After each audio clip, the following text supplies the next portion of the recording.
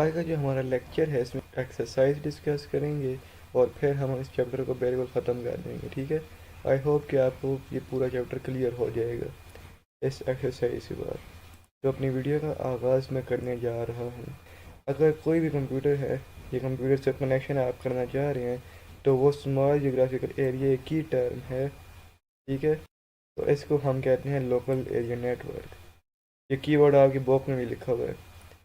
अब second MCQs कहते हैं कि जिस तक रेट ऑफ डिस्टॉर्शन आपके पास ज़्यादा हो कम्युनिकेशन लाइन या मीडिया के अंदर, तो कौन सी कम्युनिकेशन मीडिया आपके पास सबसे बेहतर होगी।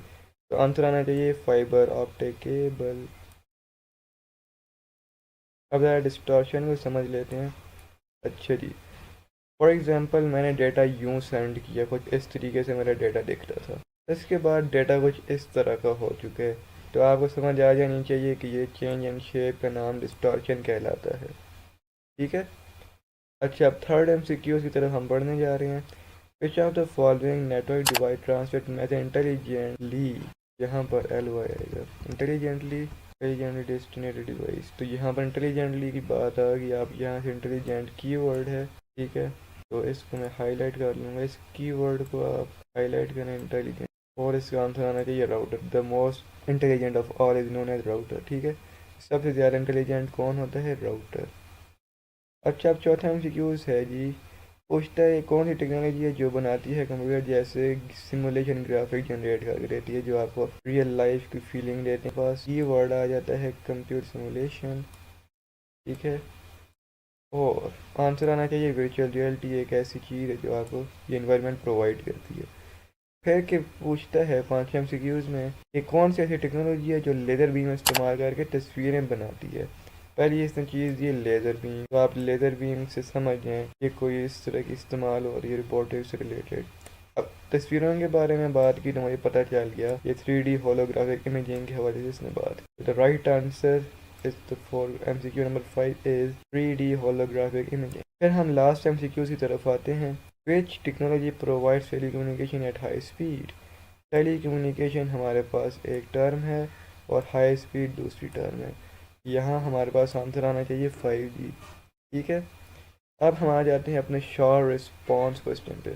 डिफरेंशिएट हमेशा याद रखें, अगर कोई भी कंपैरिजन क्वेश्चन पूछेगा वो डिफरेंशिएट पूछेगा। ठीक है, तो इसमें आपके पास की टर्म है लैन और वैन, ज़रूरी नहीं है यही दो की टर्म्स हैं, कोई भी आ सकती है।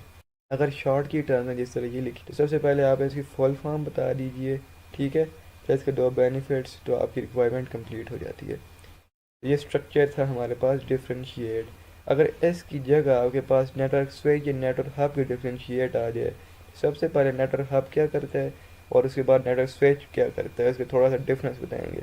दोनों एक ही तरीके से इस्तेमाल होते हैं, लेकिन इसमें कुछ तो डिफरेंस है जिसको इसी क्वेश्चन पूछा गया है डिफरेंशिएट का। ठीक है, वो बताएं, फिर उसकी डिसएडवांटेज और एडवांटेजेस दें। क्वेश्चन का स्ट्रक्चर जो है वो कंप्लीट हो जाएगा, रिक्वायरमेंट कंप्लीट होगी। अब सेकंड क्वेश्चन हमेशा याद रखें, जब भी जो बेनिफिट वाला क्वेश्चन है, की टर्म दी है, इसको डिफाइन करना पसंद करें। अब इस की टर्म को जिस वक्त आप डिफाइन कर लेंगे, फिर थोड़ी सी वर्डिंग आप खुद से क्वेश्चन से भी उठा सकते हैं। जिस तरह कुछ बेनिफिट्स इसके जो हैं इस्तेमाल करने के, वो यहाँ नीचे दिए गए हैं।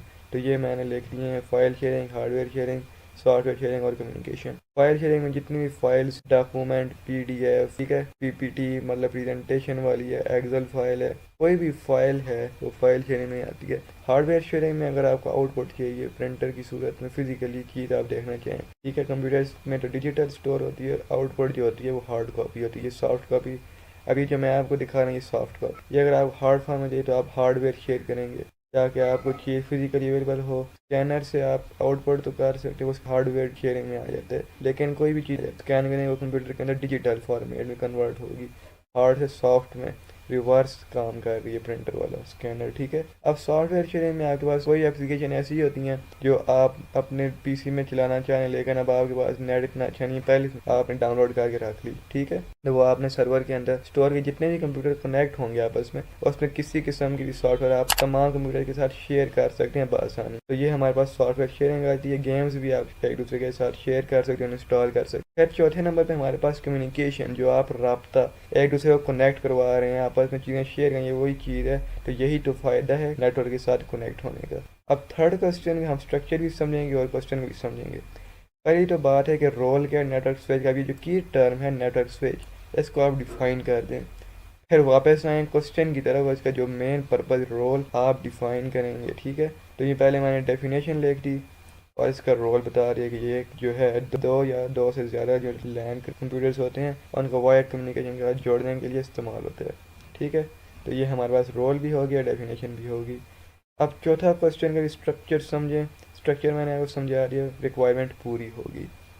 अब क्वेश्चन 4 कहते हैं फिर देखें differentiate between wired and wireless network. सबसे पहले आप इसकी इन्वॉल्वमेंट के बारे से जिक्र करें। वायर्ड में केबल्स का जिक्र होगा, वायरलेस में केबल्स का जिक्र नहीं। फिर मैंने बात की थी डिसएडवांटेज एडवांटेज, इसमें अब आप टाइप्स भी बता सकते हैं वायर्ड में कौन कौन सी टाइप है और वायरलेस में। जिस तरह मैंने ये वायर्ड की बता दी कोएक्सियल, ट्विस्टेड और फाइबर ऑप्टिक्स, और इसी तरह मैंने वायरलेस की बता दी। फिर मैंने ये एडवांटेज बताया वायर्ड का, इस एडवांटेज बताया कि ये एक बहुत ज़्यादा मुश्किल है इंस्टॉल करना, और दूसरे का ये एडवांटेज बता रही है कि ये आसान है, ठीक है। तो ये कंपैरिजन के लिहाज से एक बेहतरीन आंसर आपके पास स्ट्रक्चर हो गए। अच्छा, list different task that can be perform by robots. हमारे पास की टर्म है रोबोट, और मुख्तलिफ टास्क बता दें जो रोबोट परफॉर्म करते हैं। आपके पास चॉइस है, ठीक है। इसने आपको बाउंड नहीं किया, मतलब ज़बरदस्ती नहीं कहा कि आप 5 लिखें 10 लिखें, अब आपकी मर्ज़ी आप कितना लिखना चाहते हैं। सबसे पहली चीज़ मैन्युफैक्चरिंग एंड असेंबली में कैसे काम आते हैं। कोई भी चीज़ आप शुरू से आखिर तक बनाएंगे, ठीक है, इन दो डिपार्टमेंट का काम होगा। मतलब जिस वक्त उसको आप बनाएंगे कि तो ये आप मैन्युफैक्चरिंग कर रहे हैं, ठीक है।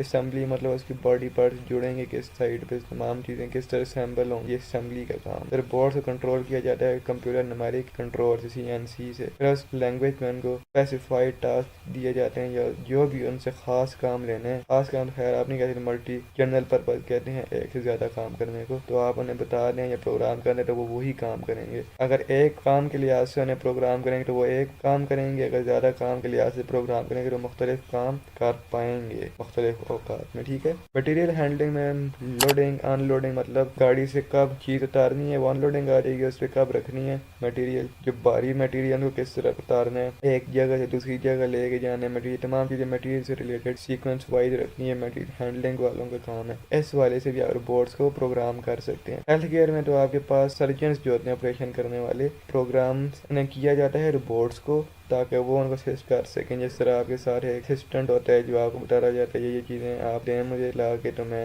इस तरह ऑपरेशन स्टार्ट करूँ, तो रोबोट्स को रिप्लेस कर दिएगा ह्यूमन्स के साथ इस काम के लिए भी। क्या पता आप फ्यूचर में तमाम काम रोबोट्स ही करें। एग्रीकल्चर के लिहाज से भी आप उन्हें अपनी तरह मॉडिफाई कर सकते हैं, किसान के तमाम काम बता सकते हैं, ये चीज़ें फीडिंग आप उसके अंदर डाल दें तो वो इस लिहाज से काम आपको देने लग जाएगा। कंस्ट्रक्शन बनाने को कह रहे हैं, डेमोलिशन तोड़ने को कहते हैं, ये तमाम काम भी आप उनसे करवा सकते हैं बात। तो क्वेश्चन 6 कहता है कि डिस्ट्रीब्यूटेड एप्लीकेशन क्यों इस्तेमाल करते हैं। सबसे पहले ये जो की टर्म है इसको आप एक्सप्लेन कर दें, फिर वापस क्वेश्चन की तरफ आएँ और इसका इस्तेमाल बताएं। तो रिक्वायरमेंट और स्ट्रक्चर क्योंकि ये मल्टीपल कंप्यूटर्स में एक वक्त में चल जाता है। अच्छा जी, लास्ट 2 क्वेश्चन है what is the purpose of blockchain technology. Blockchain technology का पर्पज़ क्या होता है, ठीक है। तो ब्लॉकचेन टेक्नोलॉजी के पहले आप समझ लें कि ये एक ऐसी मालूमात की चेन होती है जंजीर की तरह, जिसमें आप डेटा ना चेंज कर सकते हैं ना इसको डिलीट कर सकते हैं, सीधी सी बात होगी। इसका मकसद ये होता है ये आपको एक सिक्योर ट्रांजैक्शन प्रोवाइड करे। फॉर एग्जांपल अब ट्रांजैक्शन को समझेंगे। ट्रांजैक्शन वैसे तो अगर बात की जाए बिजनेस के लिहाज से, कोई भी पैसे के बदले में आप चीज़ लें, ठीक है, तो वो ट्रांजैक्शन कहलाती है।